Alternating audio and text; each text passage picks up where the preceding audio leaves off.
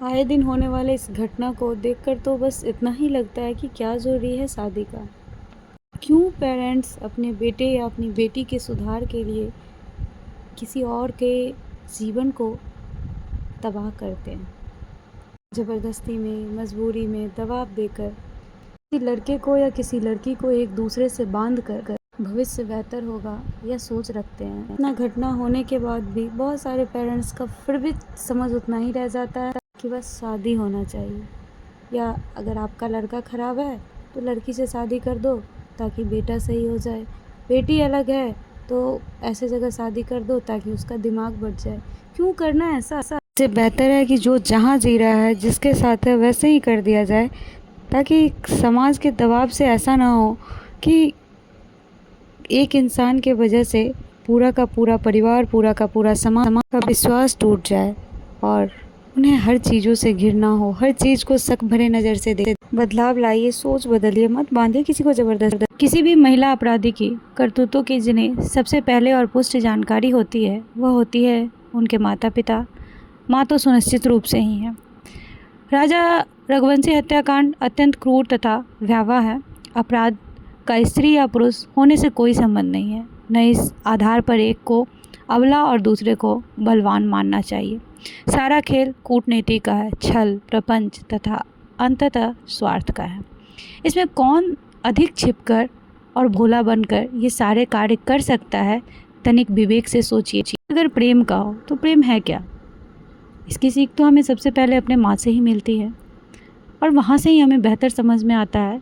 और अभी का जो जनरेशन है वो प्रेम फिल्मों को देखकर होने वाले हार्मोन में बदलाव के कारण जो गलतियाँ करते हैं उन्हें प्रेम समझते हैं।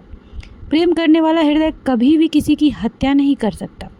वह तो किसी को तनिक सा भी मानसिक दुख नहीं दे सकता। और वही इंसान प्रेम के कारण पति की हत्या कर दे, यह त्रुटि में सोच है। एक प्रश्न, कितने मामले ऐसे हैं जिसमें पति किसी अन्य लड़की, किसी भाड़े की लड़की, अगल बगल की लड़की की वजह से अपनी पत्नी की हत्या कर देते हैं, या ऐसा समय बना देते हैं कि वो खुद हत्या कर लेती है।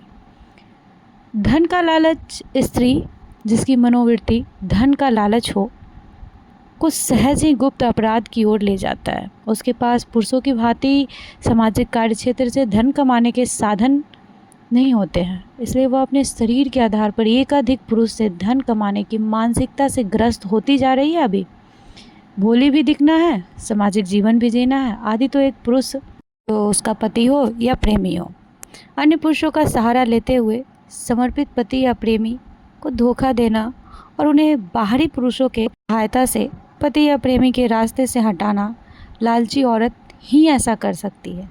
लेकिन सच में कानून के हाथ बहुत बड़े होते हैं। वो लग जाए तो फिर कुछ भी कर लो, जो किए हो वो निकल ही जाएगा। बात करें अगर ईश्वर की, तो बस अधिकांश लोग पूजा पाठ करते हैं, समझते कुछ नहीं है। कम ही लोग ऐसे हैं जो कोई भी अपराध छिपता नहीं है। अनेक कारण हैं जिनमें एक बड़ा कारण स्वयं नीतियों का उसको ज़्यादा बेहतर मानना। अपराधी स्त्री एक पुरुष अपराधी की अपेक्षा अधिक आत्मविश्वासी होती है, जिसे हम उसकी गलतफहमी भी कह सकते हैं। राजा रघुवंशी की हत्याकांड भी एक पति की हत्या ही है। सही माने तो यह सिर्फ और सिर्फ एक पति की हत्या नहीं है, विश्वास की हत्या है, समाज के, उसके परिवार के, जिसमें एक पराई लड़की की बहू बनकर घर लाना और वह उन सभी की खुशियों के चितरे चितरे कर दें। धन के लालच में पहले एक प्रेमी या पति को फंसाना और फिर उससे सब निचोड़ कर किसी और को फंसा लेना, यह एक मानसिक व्याधि है जिसका कोई उपचार नहीं है। ऐसे कांडों में वे कांड तो सम्मिलित हो ही नहीं पाते जिनमें अपनी प्रतिष्ठा के कारण अनेक पति और उनके परिवार एक प्रमाणित अपराधी औरत को जैसे तैसे परिवार में रखकर ढो रहे हैं। उनका तो उल्लेख तक नहीं है। उन्हें पूर्व में धोखा देकर उन्हें नए को अपने भोले मुखड़े और तन के आधार पर फंसाया है। भेद सारे खुलते हैं।